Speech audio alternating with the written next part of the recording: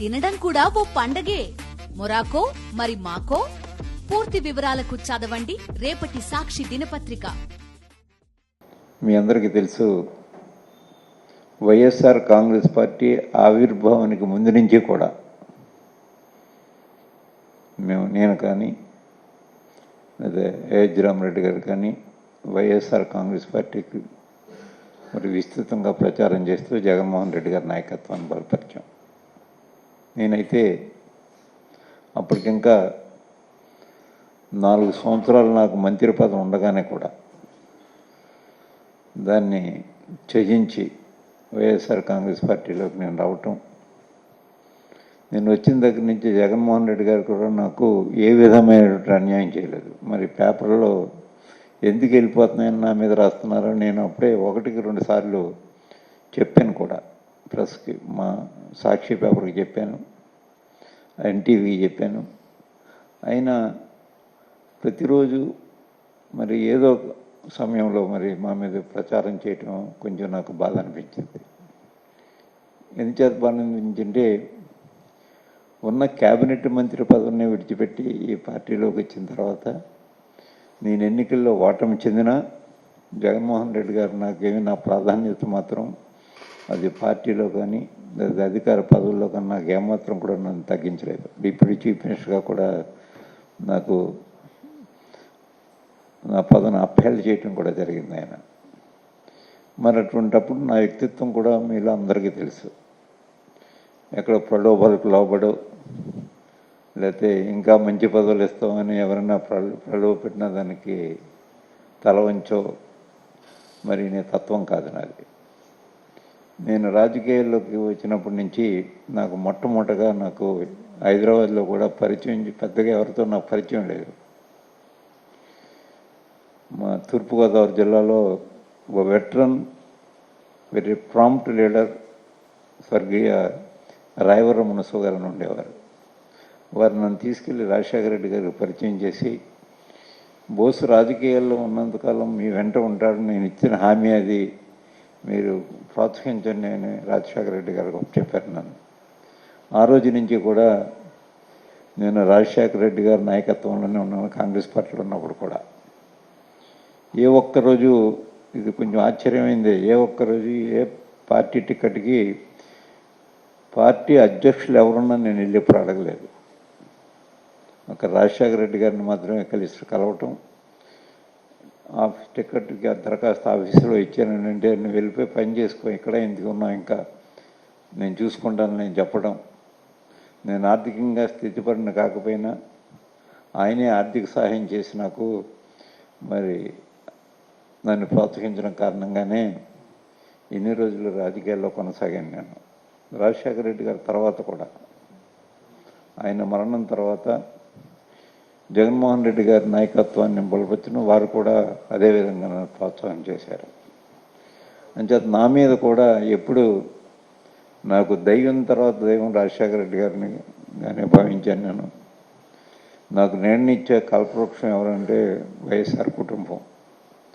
నేను మొన్న వచ్చిన సాక్షిలో కూడా రిపోర్ట్ అయింది, ఆర్థికంగా నేను పేదవాడినైనా మరి విధేయతలో మాత్రం నేను సంపన్నున్నే అనే మాట కూడా నేను మాట్లాడితే శీర్షిక పెట్టి సాక్షి పేపర్ కూడా మరి వార్త ప్రచురించడం జరిగింది. అయినప్పటికీ ఇంకా దయచేసి నేను మిమ్మల్ని అందరినీ కోరేది ఏంటంటే, నేను ఎప్పుడు అందుబాటులో ఉండేవాడిని, అనునిత్యం ప్రజలతో తిరిగేవాడిని.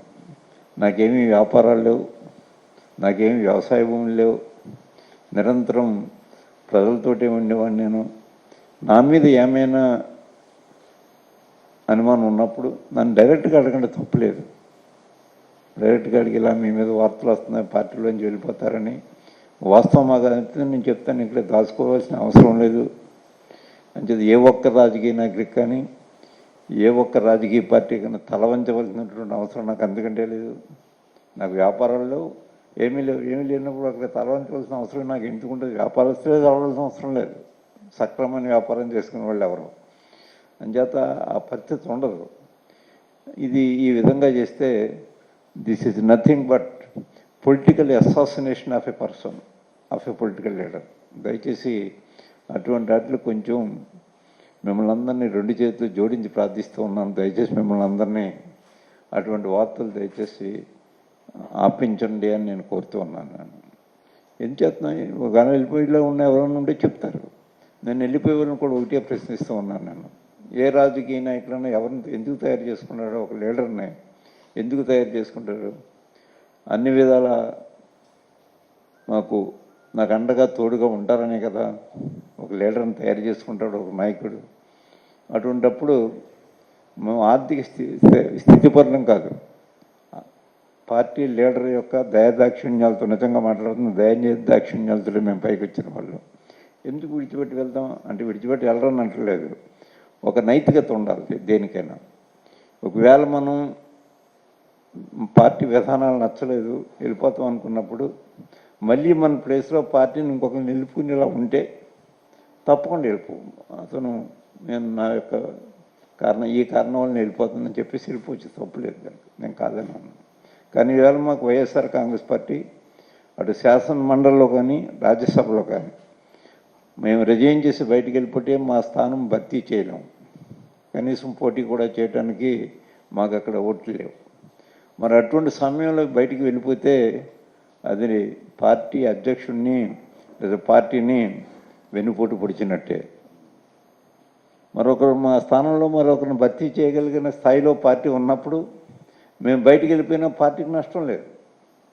మరి మేము పార్టీని నష్టపెట్టాను కాదు, మమ్మల్ని ఎన్నుకుంటా, మమ్మల్ని ప్రజల ఓట్లు వేయలేదు, మాకు పార్టీ ఓట్లు వేసింది. మా పార్టీలో గెలిచిన శాసనసభ్యులు ఓట్లు వేశారు, లేదా మా పార్టీలో గెలిచిన పెద్దలు మాకు మమ్మల్ని కాపాడారు. అటువంటి పార్టీకి రెస్పాన్సిబిలిటీ, మేము పార్టీకి సమాధానం చెప్పాల్సిన బాధ్యత మా మీద ఉంది. అంటే పరోక్షంగా ప్రజలకు కూడా సమాధానం చెప్పాల్సిన బాధ్యత ఉంది. మా ప్లేసు భర్తీ చేయటం వచ్చినప్పుడు ఆ పార్టీ ఆ భర్తీ చేసుకునే పరిస్థితిలో లేనప్పుడు అది పార్టీని హత్య చేయటం లాంటిదే, పార్టీ అధ్యక్షుడిని వెన్నుపోటు పడవడం లాంటిదే అది. అందుచేత అంత కృతజ్ఞహీనులు మాత్రం కాదు మేము. నేను కానీ అయోధ్య రామరెడ్డి గారు కానీ అంత కృతజ్ఞహీనులు మాత్రం కాదు. మాతో ఉన్న వాళ్ళు ఎవరో ఒకరో ఇద్దరు వెళ్ళిపోయి ఉంటే ఇదొక్క విషయం ఆలోచన చేయాలి. ఇప్పుడు ఎవరినైనా నేను కోరేది ఏంటంటే, మీ స్థానం మళ్ళీ భర్తీ చేయడానికి ఈవేళ ఈ పార్టీకి అవకాశం ఉందా చెప్పండి మీరే. అవకాశం లేదు.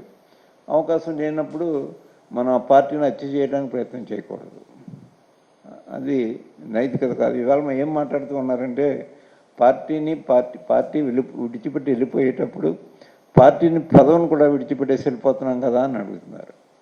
అది నైతికత అని అంటే మాత్రం నేను అంగీకరించలేను దాన్ని. ఇప్పుడు ఆ ఖాళీని, ఆ పదవిని మరొక పార్టీ సభ్యునితో మేము నామినేట్ చేయగలిగినటువంటి పరిస్థితి పార్టీకి ఉన్నప్పుడు వెళ్ళిపోయినా మా నైతికత అది పార్టీని విడిచిపెట్టి బయటికి వెళ్ళిపోయి ఉండొచ్చు. ఇది కాదు కాబట్టి దాన్ని మరి తీవ్రంగా మాత్రం మేము ఖండిస్తున్నాం. అటువంటివి అది నైతిక అర్హత మాత్రం కాదు, నైతికతకి దీనికి అసలు సంబంధమే లేదు. దయచేసి ఒక్క నిమిషం ఆగి ఆలోచించండి అని పార్టీలోంచి బయటికి వెళ్ళిపోయే వాళ్ళు ఎవరి నుండి వారికి కూడా నేను విజ్ఞప్తి చేస్తూ ఉన్నాను. ముఖ్యంగా మేము ఇవాళ వైఎస్ఆర్ కాంగ్రెస్ పార్టీ కానీ లేకపోతే ఈ దేశంలో సమాజ్వాదీ పార్టీ కానీ, డిఎంకే కానీ, అన్నాడీఎంకే కానీ, లేదా బీజేపీ కానీ, ఏ పార్టీ అన్నా అని ఓడిపోయింది మళ్ళీ గెలుస్తాం. జయాపజయాలు అశాశ్వతం మాత్రం కాదు. కేవలం 2 సీట్లే శాసనసభలో ఉండి డిఎంకే అధికారంలోకి రాలేదా, 2 సీట్లే పార్లమెంట్లో ఉండి మరి వేళ దేశాన్ని పరిపాలించట్లేదా బీజేపీ. ఇదేమీ అశాశ్వతం మాత్రం కాదు, మా పరాజయం శాశ్వతం కాదు, ఒకవేళ నెగ్గిన శాశ్వతం కాదు. అలా వస్తుంటే రాజకీయాల్లో చేయాలనేది అత్యంత సహజమైనటువంటి ఓ ప్రక్రియ. ఈ ప్రక్రియ గెలిచినప్పుడు పొంగిపోయి ఓడిపోతే మరి దిగాలు పడిపోవడం రాజకీయ నాయకుల యొక్క లక్షణం కూడా కాదు. అది స్పోర్టివ్ స్పిరిట్ తోటి ఉండాలి. మేము స్పోర్టివ్ స్పిరిట్ తోటి ఉన్నాం.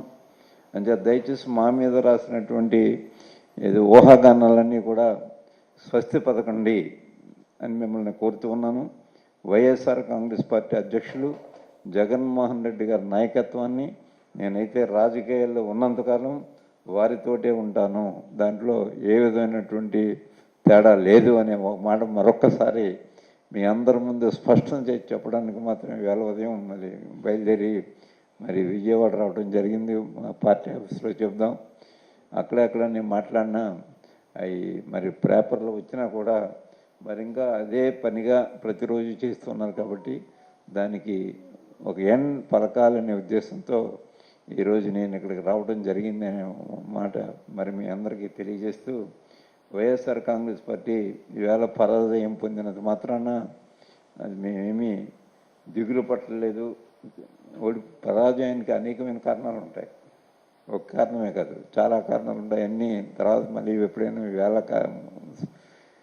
మొట్టమొదటి సబ్జెక్ట్ ఏంటంటే మేము పార్టీని వీడి వెళ్ళటం లేదన్నది మళ్ళీ డైల్యూట్ కాకుండా ఉండకూడదు అని రెండో విషయం నేను మాట్లాడలేదు. ఇక్కడ 100కి 100 పళ్ళు జగన్మోహన్ రెడ్డి గారి నాయకత్వాన్ని బలపరుస్తాం మేము రాజకీయాల్లో ఉన్నంతకాలం అనే మాట మరొక్కసారి తెలియజేస్తూ